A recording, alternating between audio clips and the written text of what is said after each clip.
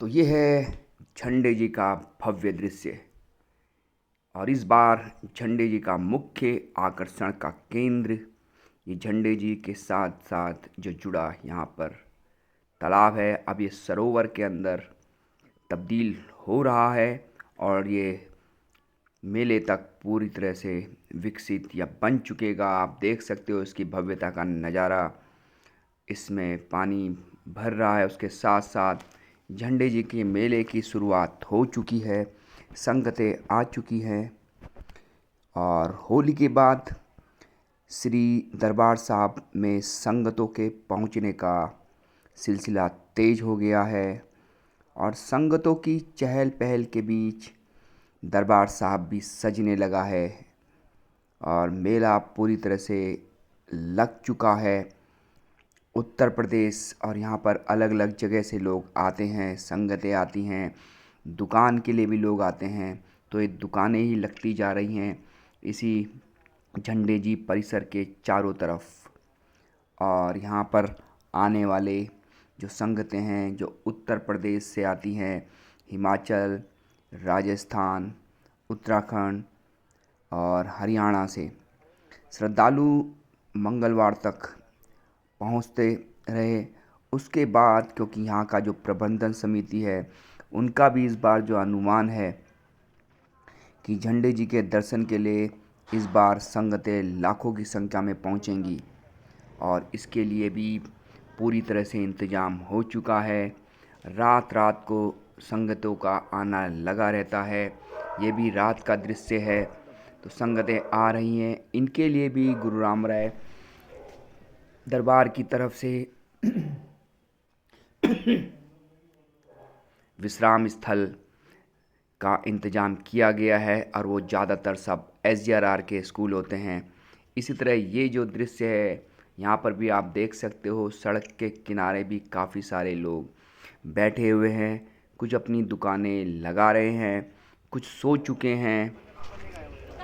और जब ये स्टार्ट हो चुकेगा जिस दिन, उस दिन तक ये पूर्ण भव्यता के साथ तैयार हो चुकेंगी। संगतों का आना जाना लगा रहा है।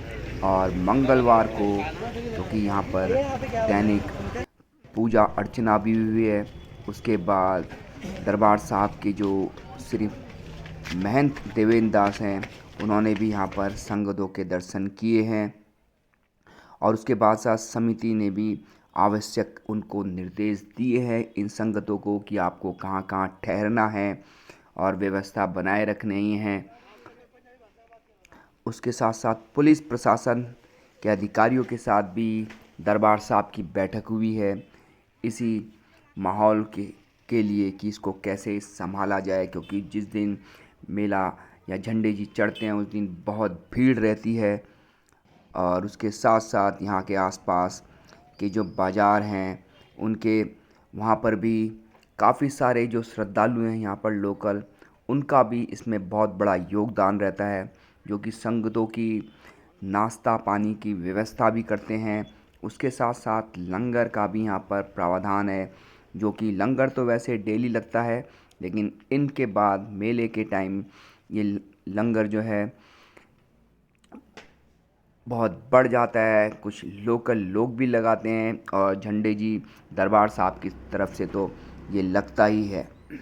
इसके साथ साथ यहाँ पर CCTV कैमरे भी लग चुके हैं और उसके साथ साथ गार्ड्स हैं। उसके बाद इस बार कुछ स्वयंसेवक मेला व्यवस्था के व्यवस्था संचालन के लिए भी मुस्तैदी के साथ प्रयासरत रहेंगे।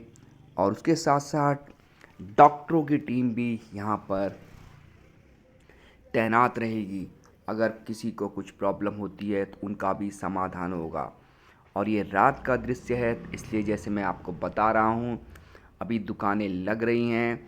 अभी आपको ये शायद स्थान खाली दिखाई दे रहा है, लेकिन जिस दिन ये शुरू होगा 31 को झंडा चढ़ेगा, उसके बाद आप समझो 1 तारीख से जो भीड़ दिखेगी आपको, या फिर 31 को अगर आप आओगे तो आपको जो भीड़ दिखेगी, ये सारा जो अभी तक खाली दिख रहा है आपको ये पूरी तरह से भर चुकेगा। इसलिए मेरा भी आप लोगों से निवेदन है, आसपास के लोगों से, क्योंकि अब स्कूल में जो 10th और 12th के बच्चे हैं उनकी भी एग्ज़ाम करीबन ख़त्म हो चुके हैं। उनसे भी आग्रह है, ज़्यादा से ज़्यादा संख्या में आइए और अपने देहरादून का जो एक अतीत, एक इतिहास है, उसका साक्षी बनिए। याद रखिए, ये देहरादून जो है ये भी झंडे जी के कारण ही पड़ा है, या इसका विकास भी इस झंडे जी के द्वारा ही किया गया है। दूर दूर तक ये विकसित हुआ है। इसकी जो पहचान है वो ये झंडे जी हैं या दरबार साहिब ही हैं। अगर आप इतिहास पढ़ोगे देहरादून का तो आपको इन्हीं का नाम मिलेगा, झंडे जी का या गुरु रामदास जी का, जिन्होंने इसको विस्तार किया, इसका बहुत बड़ा विस्तार किया। और इसके साथ साथ मैं अब आगे बात नहीं बढ़ा रहा हूँ ज़्यादा, क्योंकि बहुत सारे लोग हो सकता है वो हर बार आते हों, लेकिन जो अभी भी बच्चे छोटे हैं, 9th के बाद हैं, अभी 10th में हैं, हो सकता है वो इस तरफ ना पहुँचे। उसके साथ साथ दुकानें भी लग चुकी हैं, जैसे कि यहाँ पर काफ़ी सारी जो संगतें आती हैं उसमें कुछ दुकानदार भी आते हैं जो कि यहाँ पर रात को दुकान लगा रहे हैं। उसके साथ साथ क्योंकि कुछ चीज़ें ऐसी होती हैं इंडिया के अंदर, जितने भी त्यौहार होते हैं उनके साथ साथ रोज़गार का बहुत बड़ा माध्यम भी जुड़ जाता है। तो कहीं ना कहीं एक ये प्लस पॉइंट भी है। माना कि भीड़ भाड़ भी रहती है, उसमें ख़तरा भी रहता है दबने का, लेकिन एक बहुत बड़ा एम्प्लॉयमेंट जो रोज़गार है, तो वो रोज़गार भी इन्हीं मेलों के साथ चल जाता है।